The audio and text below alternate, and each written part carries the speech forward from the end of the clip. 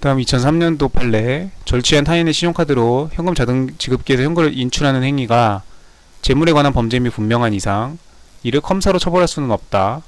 현금을 인출하는 거죠. 그러면 현금을 인출하면 현금이 나오잖아요. 재물이잖아요. 네, 그러면 이거는 컴사는 아니죠. 네, 컴사는 아니에요. 이거는 절취한 신용카드로 ARS를 통해서 요새도 ARS로 대출을 받나요? 네, 뭐 아무튼 ARS로 대출을 받았을 때 그게 이제 전화 ARS를 말하는 거죠. 그러니까 컴퓨터 전화 이런 통신기기들을 통해서 그렇게 돈을 이체하고 이런 걸 했을 때 그때 컴사가 성립하는 거지. 이건 지금 자동 지급기에서 돈을 그냥 뽑았잖아요. 그러면 만원짜리 5만원짜리가 뭐 2003년도면 5만원짜리가 있을 땐가요? 기억이 안 나네. 5만원짜리가 처음 언제 생겼죠? 아무튼 만원짜리 5만원짜리가 튀어나오죠. 현금 자동기 드득드득 해가지고 세가지고 나오잖아요. 네, 그렇기 때문에 이걸 처벌할 수는 없다. 절제한 신용카드를 이용해서 이렇게 현금을 인출하면 관리자의 의사에 반하여 해제하고 그때 절도죄를 구성하나 절도죄를 구성하죠. 네. 절제한 타인의 신용카드를 이용해서 현금 자동키를 계좌이체 나오네요. 계좌이체는 이거는 참고하라고 일부러 제가 그냥 판례를 다 갖고 온 겁니다. 계좌이체를 한 경우에는 이거는 이걸 변론으로 하고 이건 또 반대로 절취행위라고 볼 수는 없다 이거죠. 네. 그래서 이게 이 신용카드 사안 이거는 변호사 법행 다 기출이고 확실하게 알아둬야죠. 이거는 반대로 또 절취라고 볼 수 없다. 컴사라고 하는 건 또 변론으로 하고 절취로 볼 수는 없다. 계좌 이체 후에 현금 지급 이제 이 계좌 이체는 내 통장으로 돈을 옮겼단 말이에요. 타인의 신용카드니까 타인의 신용카드 타인의 통장에서 이제 돈에 대한 그거를 내 통장으로 이체를 한 거죠. 아니면 신용카드 뭐 현금 서비스를 받았을 수도 있고 단기 카드 대출이라고 하죠. 단기 카드 대출, 장기 카드 대출 막 이렇게 하죠. 네. 하여튼 그런 거를 이제 내 통장으로 돈을 옮겨놓고 인출할 때는 그건 내 통장에서 인출한 거기 때문에 이때는 절도죄는 아니다. 내 통장에서 돈 뺀 거니까 이거는 관리자의 의사에 반하는 게 아니다라고 했죠. 그러니까 참 이렇게 개념적으로 막 구분을 해가지고 이렇게 하죠. 막 처음에 되게 헷갈리고 어렵죠. 이거 신용카드 범죄. 아무튼 그 정도로 넘어가면 될 것 같습니다. 포인트는 내 계좌로 옮겨놓고 돈을 뺄 때는 그거는 절도는 아니다. 내 통장에서 빼는 거니까 어찌됐든 그 돈의 내 통장에서 돈을 뺄 때 그의 돈이 잘못된 불법적인 원인에 의해서 일단 들어온 돈이긴 하지만 어쨌든 내 통장에서 내 돈을 빼는 거 아니에요. 그 순간만큼은 이건 절도죄가 될 수 없다는 거죠. 그렇게 개념적으로 좀 구분을 해서 공부를 해둬야 됩니다. 사기 347조 349조인가요? 7조인가요? 사기 자기에게 유리한 판결을 얻기 위하여 소송상의 주장이 사실과 다름이 객관적으로 명백하거나 증거 조작되어 있다는 점을 인식하지 못하는 제3자를 이용해서 이렇게 하면은 간접정보 형태에 의한 소송사기죄가 성립하죠. 네, 강제추행도 있고 뇌물죄도 있고 소송사기도 있고 뭐 간접정보 맞습니다.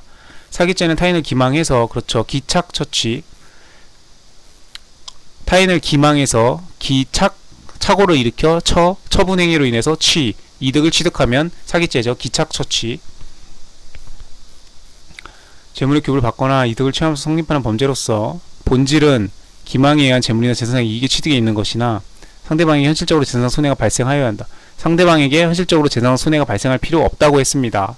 네, 이런 거 참 중요하죠. 이런 거 참 이게 잘 나오죠. 네.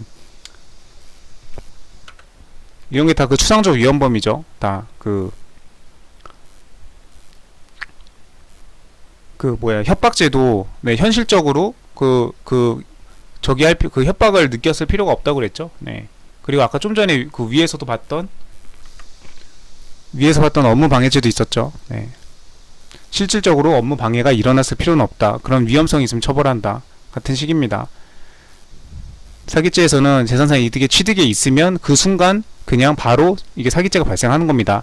나중에 돈을 돌려줬다거나 뭐 최종적으로는 뭐 그 피해자한테 이득이 된다는 그런 사정들은 네, 아무 필요 없다. 네. 고려되지 않는다. 사기죄 성립하는데 아무런 지장이 없다. 이런 네. 2번이 틀렸고요. 3번 타인의 명의를 모용하여 발급받은 신용카드 번호와 ARS 전화나 인터넷을 통하여 신용대출 이거 또 나오네요. 그쵸? 다 나오죠. 아주 그냥 세트로 ARS 이렇게 하면은 컴사 취득하는 행위는 카드에서 미리 포괄적으로 허용되는 안이가 아닌 이상 권한시 정보를 입력하고 이렇게 함으로써 컴사 나오죠. 네, 컴사. 특정 질병을 앓고 있는 사람이 보험회사가 정한 약관에 그 질병에 대한 고지 의무를 규정하고 있음을 알면서도 이를 고지하지 아니한 채 그 사실을 모르는 보험회사가 질병 담보를 보험을 체결한 다음에 고지 의무 위반이죠. 상법. 바로 질병의 발병을 사유로 해 보험금을 청구까지 했어요. 그러면 다 착수 다 이르렀죠. 기망에 대해 편취 고의를 인정할 수 있다. 네, 착수에 이르렀습니다. 보험금을 청구하면 그때 저기 합니다.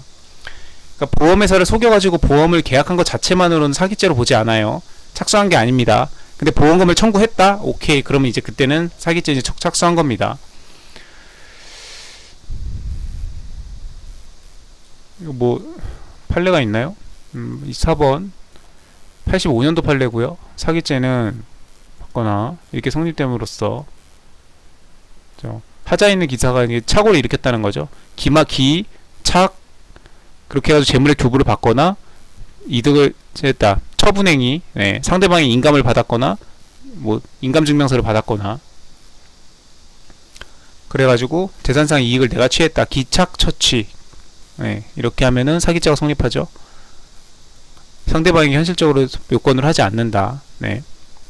협박죄도 마찬가지고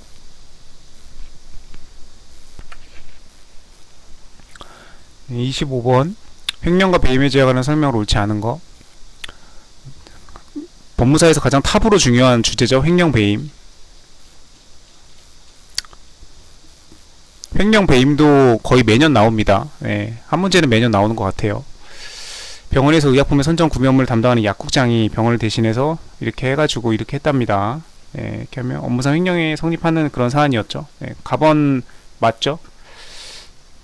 옳지 않은 거 찾는 거. 부동산을 공동으로 상속한 자들 중 1인이 부동산을 혼자 점유하다가 다른 공동 상속인의 상속지분을 임의로 처분했다.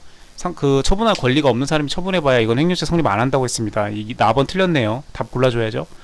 개수로 따지는 거니까 나 하나. 횡령죄가 성립하기 위해서는 우선 타인의 재물을 보관하는 자의 지위에 있어야 되고 보관자의 지위는 유액에 처분해야 되는 권능의 유무를 기준으로 해야 됩니다. 이건 같은 판례죠. 이건 권능이 없어요. 예. 상속인이 다 멋대로 처분해봐야 예. 그런다고 해가지고 그 사람이 저기 할 수 있는 게 아니죠.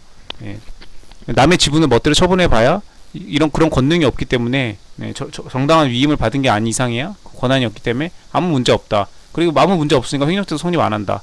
그럼 이 지금 뺏긴 그 다른 상속인들은 그냥 부동산 다시 되찾아오면 됩니다. 원인 무효를 주장해서. 같은 판례라는 거. 근데 성립한다고 했으니까 이게 틀렸죠. 나가 틀렸고 다는 맞고요. 그 다음에 회사의 이사 등이 보관 중인 회사의 자금으로 뇌물을 공유하였다면 이는 호르지 회사에서 그쵸. 이렇게 함으로 업무상 횡령 지책을 면하지 못한다. 당연히 업무상 횡령이죠. 네, 맞고요. 나만 하나 틀렸나봐요. 공무원은 그 임무에 위배되는 행위로 제3자로 하여금 국가를 손해를 가한 경우라 하더라도 업무상 배임죄가 성립하지 않는다? 뭐 공무원은 뭐 성립하지 않는다는 보장이 있나요? 성립하죠. 이거 틀렸어요. 나하고 마가 틀렸네요. 판례 보고 갈까요? 25번 2008년도 판례네요. 피고인이 이렇게 해가지고 병원에서 이렇게 해가지고 이렇게 했답니다. 네, 했어요. 제약회사로부터 네, 이거 제약회사들이 그거 엄청 많이 하죠. 리베이트 뭐라고 하지? 네, 아무튼 로비 많이 하죠. 병원들 영업사원들 제약회사 영업사원들 되게 저기 돈도 많이 버시고 아무튼 대리 수술해가지고 막 그 사회 그 뉴스에 한 번씩 나오고 그러죠. 이 영업사원들이 이제 병원 의사들이 많이 힘드니까 잘 보이려고 이렇게 해가지고 대리 수술 막 제약회사 그 영업사원들이 해가지고 문제가 됐었죠. 병원이 약국장에게 불법원이 그녀를 한 거에 해당하지 않아 여전히 반환점을 가짐으로 업무상 횡령죄가 성립한다. 네, 성립한다고 봐야겠죠. 네, 나쁜 행위를 했어요. 2000년도 판례. 부동산에 관해서는 이게 점유가 문제가 아니고 이걸 유효하게 처분할 수 있는 권능의 유무에 따라 결정된다. 이거 되게 중요합니다. 이거는 뭐 이 판례를 모르면 쓸 수가 없어요. 네. 약간 민법 내용이기도 한데 네, 아무튼 권능이 있어야 된다. 그래서 혼자 점유하던 중에 임의로 이렇게 처분해봤자 권능이 없어서 횡령죄가 성립하지 않습니다. 네. 그 다음에 2021년도 이건 좀 최신 판례네요. 횡령죄가 성립하기 위해서는 네, 보관자의 지위는 전부가 아니라 여기도 권능이네요. 1급받아 임의로 마친 사람은 지금 이런 특별조치법에 의해서 이렇게 맞췄다고 해도 그런다고 해서 지금 뭐 권능이 새로 발생하는 것이 아니죠. 그렇기 때문에 보관자의 지위에 있다고 할 수 없다. 네. 그 때문에 이것도 횡령죄가 성립하지 않는 사안이겠네요. 네. 수령하였더라도